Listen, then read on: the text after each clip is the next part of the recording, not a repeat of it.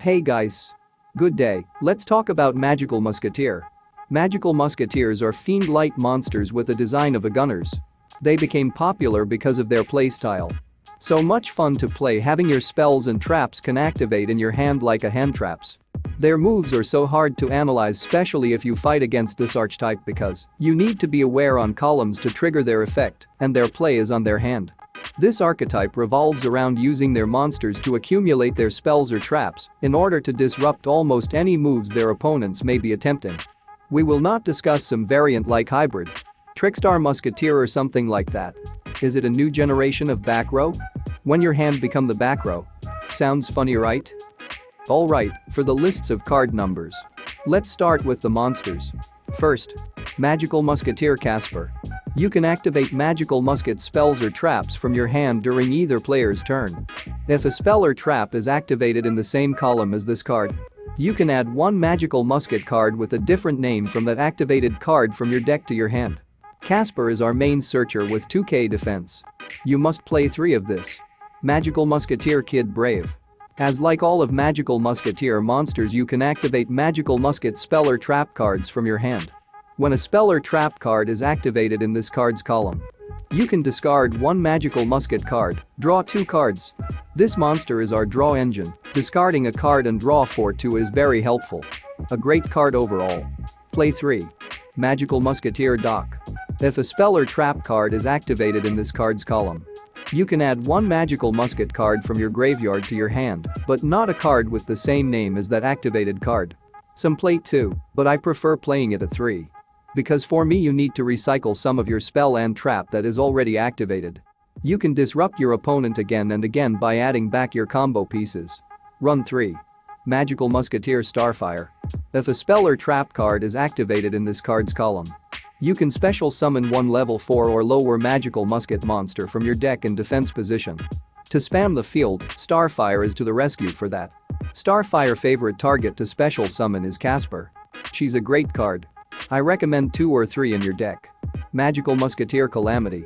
If a spell or trap card is activated in this card's column, you can target one magical musket monster in your graveyard, special summon it in defense position. A monster reborn effect, I think it's a good one of. Run 0 or 1. Magical Musketeer Wild. If a spell or trap card is activated in this card's column, you can target 3 magical musket cards in your graveyard, shuffle all 3 into the deck, then draw 1 card. A great recovery card for a late game. But what if you draw it early? Although he's 1700 is good, but I rather play some tech card. Still good for late game. Run 0 or 1. Magical Musket Mastermind Zakil. During your opponent's end phase, you can draw 1 card for each magical spell or trap you activated this turn, while this card was face up on the field. Also, you contribute this card by tributing 1 magical musketeer monster only. His effect is like super rejuvenation that can make the deck alive while activating cards. This is our boss monster here, but it will buy time to set up. I think playing this will clog your draw. If you are playing for fun, then run this, but if you play competitive matchup, I don't recommend playing this card. Run 0 to 1 depending on the gameplay if playing competitive or fun only. For the non-themed base support. Honest. When a light monster you control battles, you can send this card from your hand to the graveyard. That monster gains attack equal to the attack of the opponent's monster it is battling. Your opponent will be surprised here when they attack your monsters. Magical Musketeers monsters are weak in terms of attack, so giving them honest will make your opponent think if they will attack your monster or not. Still, it depends on you. So I recommend 0 to 2. Eater of Millions. If this card battles an opponent's monster, you can banish that opponent's monster, face down. It helps to remove problematic cards or big beater. A great tech card. Run 0 to 2. And since Musketeers gameplay loves hand traps, Ash Blossom and Joyous Spring. The best hand trap in this era. Max it as many as you can. Max C. The meta is so fast and I think it is staple in every deck. If your ban list is open for Max C, then play it at maximum. Effect Veiler. A great card to disrupt your opponent monster's effect. Run 2 to 3. Denko Sekka. This is more on a side deck for back row heavy decks like Paleozoic and more. Denko won't hurt you since you don't set any spell or trap. Artifact Lancia, DD Crow, Ghost Reaper, Ghost Bell, Droll and Lock Bird, Ghost Ogre. I think all of this hand traps are more on a side deck. So consider running them depending on the matchups. Alright, for the lists of spells. Magical Musket Cross Domination. My favorite magical musket card. It's like Baylor that changed the targeted monster attack and defense to 0. Run 3. Magical Musket Steady Hands.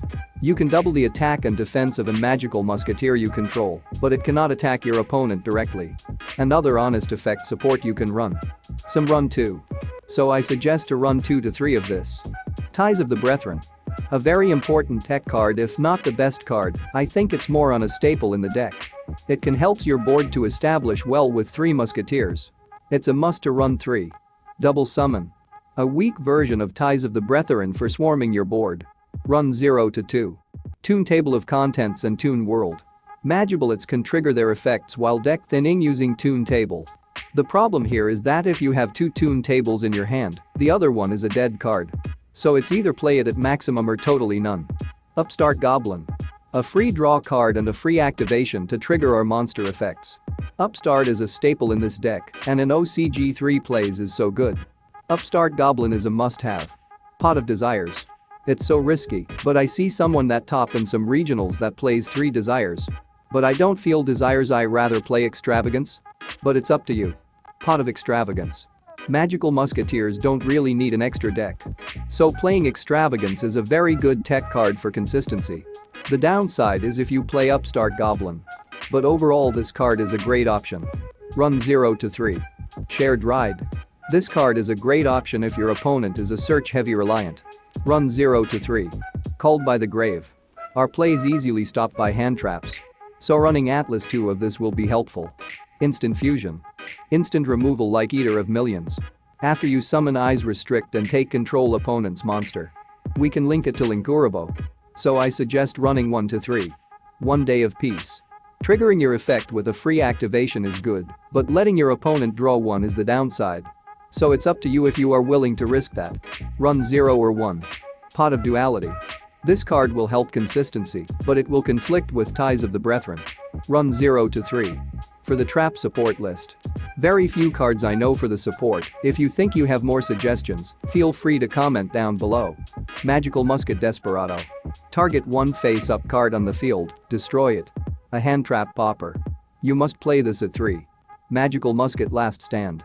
When your opponent activates a spell or trap card while you control a magical musket monster. Negate the activation, and if you do, destroy that card. A walking spell and trap negator in a hand trap base? You don't need to set it and wait for opponent to activate their spells or traps. Play 3 of this. Magical Musket Dancing Needle. If you control a magical musket monster, target up to 3 cards in the graveyards, banish them. I don't want to play this card personally, but I think it is a situational card and a little bit late game card. Play 0 to 1. Magical Musket Fiendish Deal. Magical musket monsters you control cannot be destroyed by card effects. If this card in your possession is sent to your graveyard by an opponent's card effect, you can add 1 magical musket card from your deck or graveyard to your hand. Not bad at all because you can protect magical musket monsters, plus the decent search effect. Worth it for a 1 of. Magical Musket Crooked Crown. During the main phase, you can special summon 1 magical musket monster from your hand, and if you do, if your opponent's main monster zone in that monster's current column is unused, that zone cannot be used until the end of this turn. At first reveal of this card without effect I was excited, but after Konami release it, I'm disappointed to its effect. It doesn't help us. I don't know if you will agree with me, but this support is sucks. We already have Ties or I rather play Double Summon because it is a spells than this trash. Run 0. Infinite Impermanence. A better version of Baylor but more pricey. So it's up to you. Run 2 to 3. For the extra deck. I already showed you Eyes Restrict and Linkurabo is Instant Fusion Engine.